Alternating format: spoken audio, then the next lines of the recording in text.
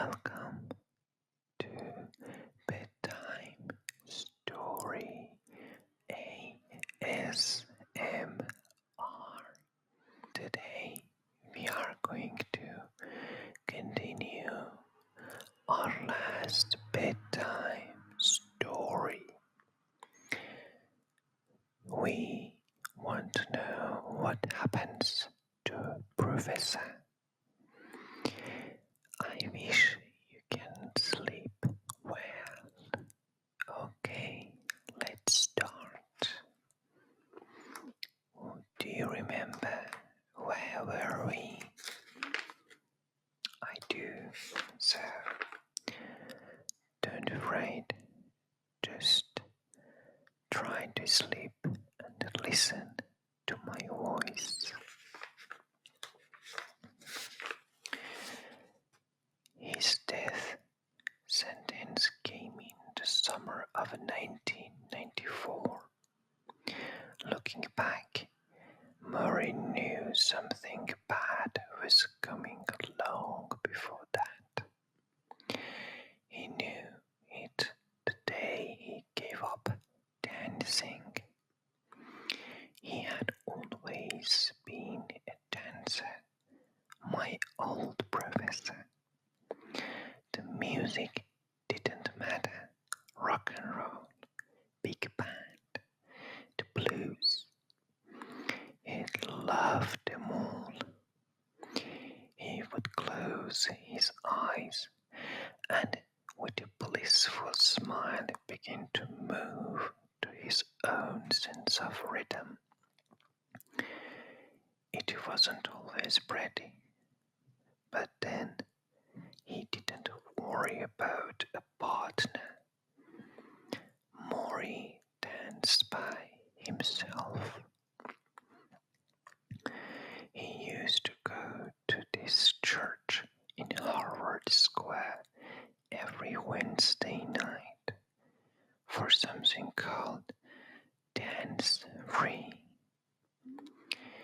They had flashing lights and a booming speaker, and Morrie would wander in among the mostly student crowd, wearing a white t-shirt and black sweatpants and a towel around his neck. And whatever music was playing, that's the music to which he danced.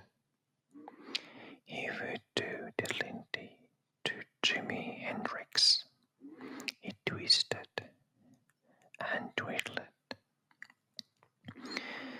No one there knew he was a prominent doctor of sociology with years of experience as a college professor and several well-respected books.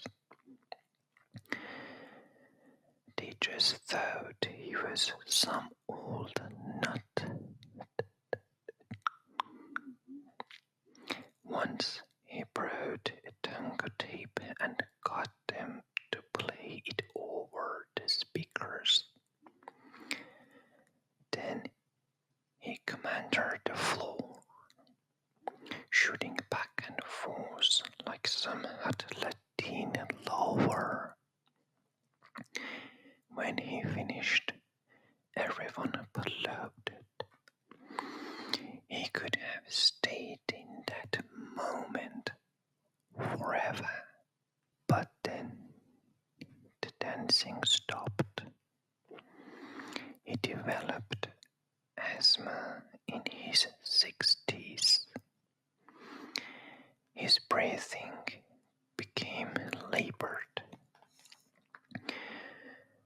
One day he was walking along the Charles Lee River, and a cold burst of wind left him choking for air.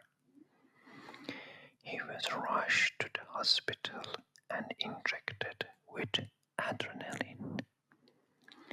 A few years later, he began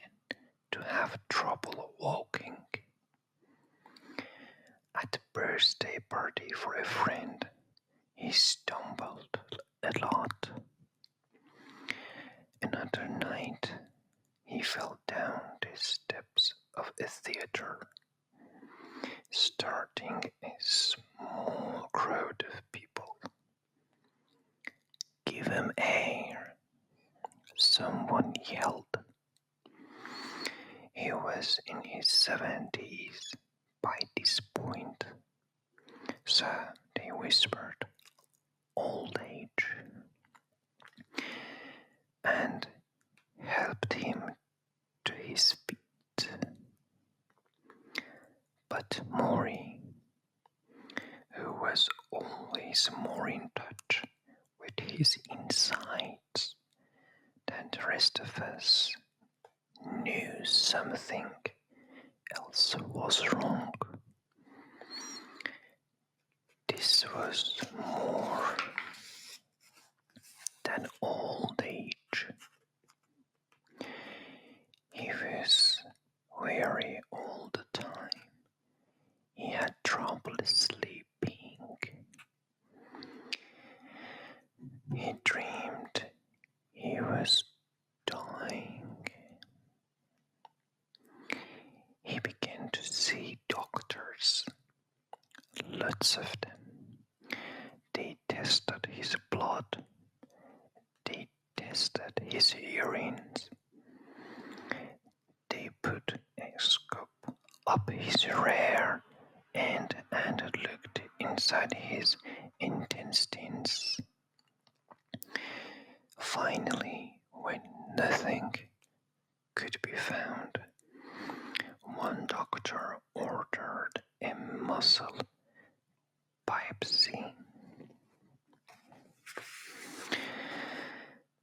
Taking a small piece out of Morrie's cough, the lab report came back suggesting a neurological problem, and Morrie was brought in for yet another series of tests. In one of those tests, he sat in his spatial seat as they zapped him with electrical current. That's a bad thing. An electrical chair of sorts, and studied his neurological responses. "We need to check this further," the doctor said, looking over his results. "Why?" Morrie asked. "What is it?" "We're not sure. Your times are slow." His times were slow. What did that mean? Finally, on a hot, humid day in August 1994, Morrie and his wife, Charlotte, went to the neurologist's office. "So, I think you can sleep well. For today, this is adequate. So, we will study the rest of the story